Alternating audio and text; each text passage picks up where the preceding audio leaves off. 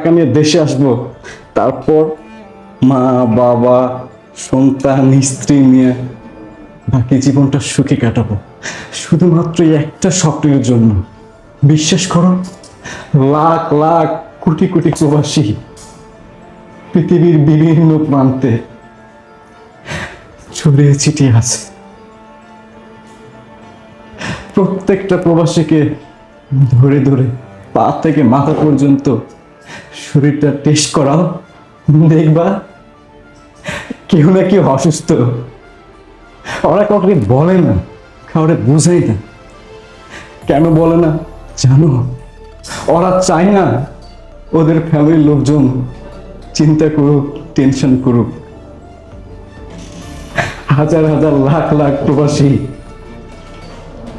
বিভিন্ন দেশে পড়ে থেকে বাংলাদেশে আসতে পারে না, তারা অনেক দিন যাবত